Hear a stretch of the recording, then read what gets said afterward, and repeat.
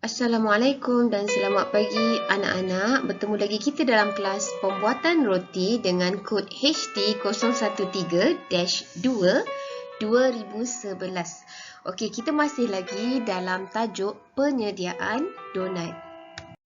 Okey anak-anak, penyataan aktiviti kita pada hari ini ialah merekod aktiviti penyediaan donat. Seterusnya kita lihat apakah objektif pembelajaran kita pada hari ini.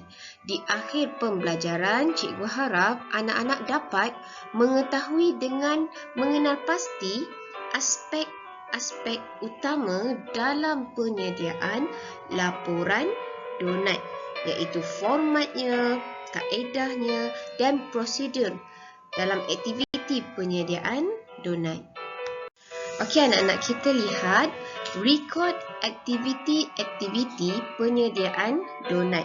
Okey, ini bermakna merakam persediaan akan membantu pelaksanaan operasi dan meningkatkan kecekapan bagi memastikan pemerhatian lebih sistematik di atas kawalan dan fasa perancangan. Okey, baik di sini pentingnya rekod aktiviti penyediaan donat ini di mana ia memantau pelaksanaan operasi penyediaan donat.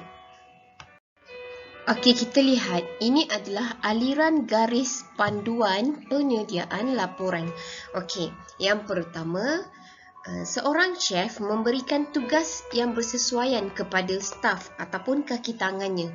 Kemudian, deskripsi tugas akan diserahkan dan kaki tangan atau staf mesti melaporkan semua persediaan dan aktiviti-aktiviti yang dilakukan kepada chef yang bertanggungjawab.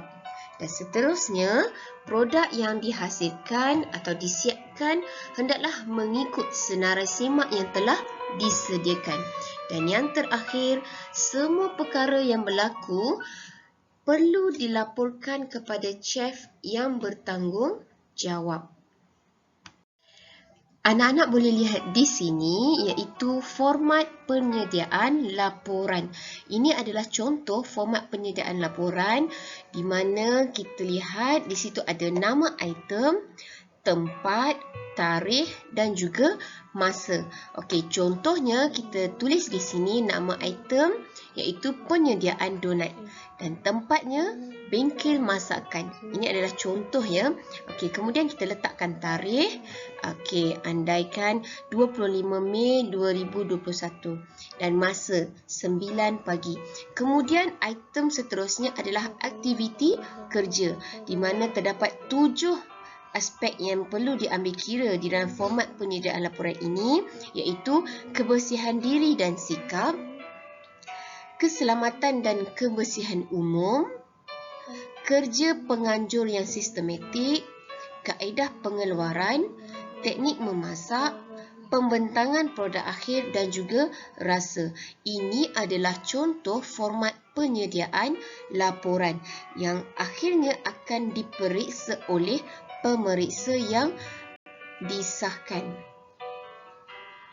Baiklah, seterusnya anak-anak boleh lihat berikut adalah kaedah laporan aktiviti penyediaan donat di mana terdapat 3 kaedah penyediaan laporan, iaitu yang pertama lisan, yang kedua senarai semak dan yang ketiga bertulis. Okey, kita lihat satu persatu laporan secara lisan di mana arahan yang diberikan adalah secara percakapan dan ianya tidak ditulis di atas kertas. Kaedah laporan yang kedua iaitu senarai semak. Senarai semak ini mengandungi tugas yang terperinci dan senarai semak juga merupakan dokumen untuk mengesan prestasi atau aktiviti produk.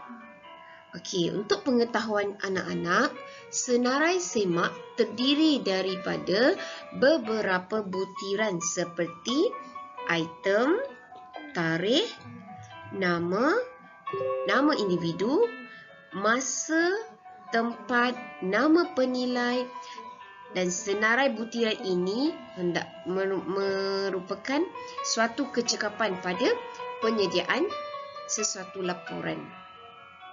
Dan yang ketiga iaitu laporan bertulis, di mana arahan yang telah disenaraikan dengan perkara dan aktiviti yang hendak dilakukan. Contohnya laporan bertulis ini iaitu resepi standard, memo, nota atau peringatan. Okey, di sini cikgu nak bagi contoh di mana resepi standard seperti yang cikgu telah beri pada anak-anak untuk menyediakan donat itu merupakan salah satu laporan bertulis.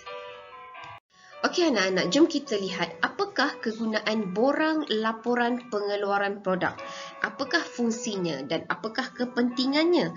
Okey, borang laporan pengeluaran produk ini bertujuan untuk kita mengetahui butir yang telah disiapkan pada hari tersebut.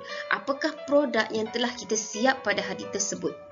Kemudian, fungsinya juga adalah untuk mengetahui jumlah pengeluaran yang telah dilakukan pada hari tersebut.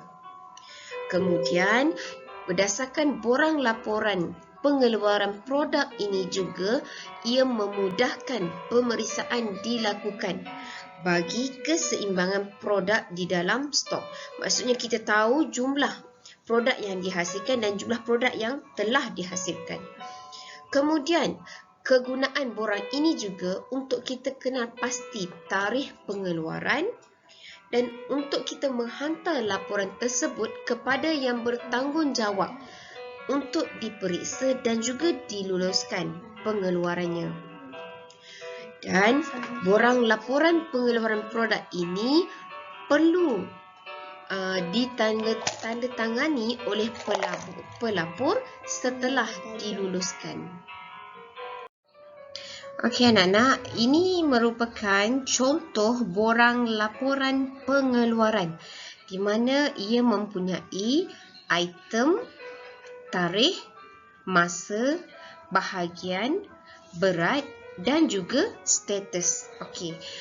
Dalam aspek item di mana kita akan isi apakah jenis produk yang kita akan hasilkan, kemudian tarikh pengeluaran produk tersebut, masa pengeluaran, bahagian itu merupakan jumlah atau kuantiti dan berat, kemudian status produk sama ada selesai atau belum selesai.